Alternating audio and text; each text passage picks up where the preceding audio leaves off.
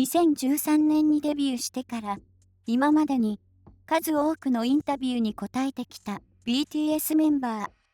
その中から今回は2014年に1日だけ戻れるならいつに戻りたいという質問に答えたエピソードをご紹介します。BTS メンバーたちの回答は個性にあふれており、彼らのストイックさや家族思いな面を改めて知ることができるものばかりでした。2014年インタビュー、1日だけ戻れるならいつ？2014年2月12日発リリースされたミニアルバムスクールラブアフェアに収録されている Just One Day。この曲には男女の出会いから別れ、そして再び出会うストーリーが歌詞の中に詰め込まれています。Just One Day の MV は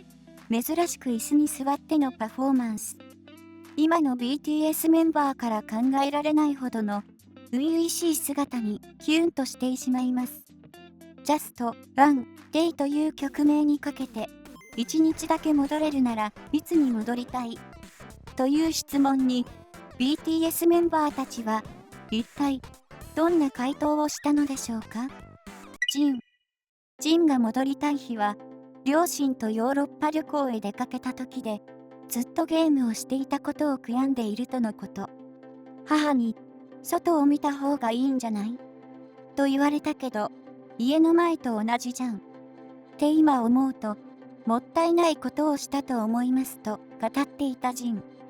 ゲーム好きなことで知られているジンらしい行動だと思わず笑ってしまいましたよね。しかしジンは大人になるにつれ、家族との海外旅行をもっと楽しんでおけばよかったと感じているようでした。現在でも旅行へ行くことはめったにないという超インドア派のジン。オフはなんと5日間毎日16時間ゲームをしていたと明かしたことがあるほど。そんなジンですが、親元を離れたことで子供の頃の貴重だった両親との時間が恋しくなったのかもしれません。これからは両親との旅行を楽しめるようになったらいいですね。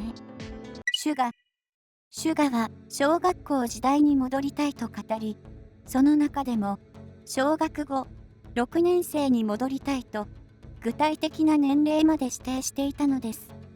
理由はその年齢の頃から音楽を聴き始めたそうで、いい音楽を聴いたらドンと心に衝撃が走る瞬間があるのですが、最近そう思えることが少ないので、そういった瞬間をまた感じたいですと明かしたシュガ。小学生高学年の頃から音楽に没頭していったシュガは、キーボードとコンピューターを使い作詞作曲を行っていたのだとか。この年齢から自分で音楽を作ろうという考え自体がすごいですよね。その頃の音楽に対しての初々しい気持ちをもう一度味わいたいと思ったのかもしれませんね。J-HOPE はお母さんのお腹から出てきた時、まさに僕が誕生した日、世界の空気を初めて感じたから、それをもう一度体感したいですと、なんともユーモアたっぷりな回答をしていました。家族旅行に出かけたり、お母さんのことを歌ったソロ曲「ママ」を発表するなど、とても家族思いな J-HOPE。その中でもお姉さんと仲が良く、美男美女の指定としてファンの間でも有名ですよね。2022年の年末にニューイヤーズロッキンイブに出演するためアメリカ・ニューヨークへ訪れた際、お姉さんの誕生日を祝っていたことが姉ジユさんの Vlog で明らかになりました。こんな仲良し家族だからこそ J-HOPE は生まれた頃に戻りたいと思ったのでしょうね。RM、最初のレコーディングで使ったマイクを買った頃に戻りたいですとアーティストらしい回答をした RM。 7年前だったかな。その時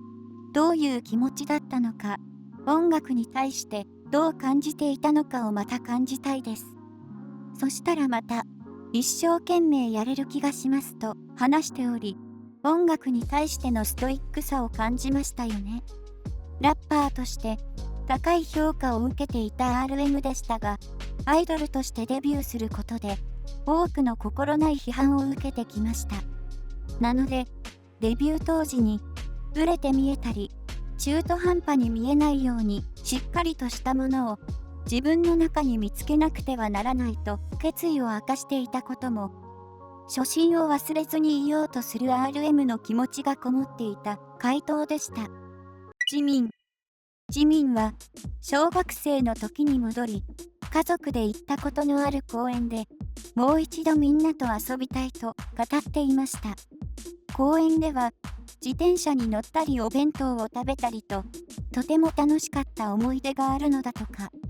特に家族とのいい思い出がある小学生時代に戻りたいというジミンは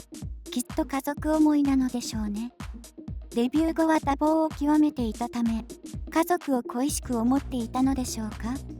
また小学生時代に剣道やテコンドー経験があり、かなりアクティブな性格だったジミン。さらに9年間もの間学級委員長、副学級委員長を務めたということもあり、ジミンはクラスの中心的存在でもありながら、クラスメイトからの信頼も厚かったと考えられます。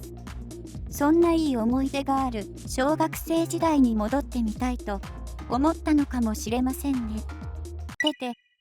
おばあちゃんっ子で有名なテテは、スケジュールがあって、おばあちゃんの誕生日を祝うことができなかったので、その日に戻って、故郷のテグに戻りたいです。と話していました。デビューをしてからも2日に1回は連絡を取っていたほどおばあちゃんのことが大好きなテテは誕生日をお祝いができなかったことを悔やんでいたみたいですね。テテは幼少期におばあちゃんに育てられていたことから一番大切で親みたいな存在ですと明かしたこともあるほど、ファンから休みの日は何するのと聞かれた際にはおばあちゃんとデートと答えたり、反抗期がやってきた頃おばあちゃんに口答えするとすごく怒られたことがあるなど、テテとおばあちゃんの面白いエピソードはたくさんあります。それほど大好きなおばあちゃんとの時間を大切にしたかったということでしょうね。ジョングク、5歳の時に戻って勉強をもっと頑張りたいです。その頃は割とできた方なので、ちゃんと勉強していたら今もっと楽だったのかもしれませんと語っていたジョングク。このインタビューを受けた2014年にまだ学生だったジョングクは勉強に苦労していた時期だったのかもしれませんね。以前から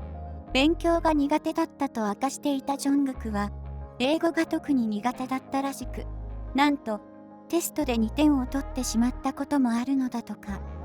今ではダイナマイトやバターのような全英語歌詞の楽曲をリリースしたりカバーして歌っていたりしているので意外にも思います。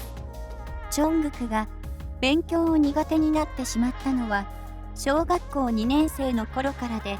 お父さんにプレゼントされたパソコンに没頭しすぎたせいなのだとか。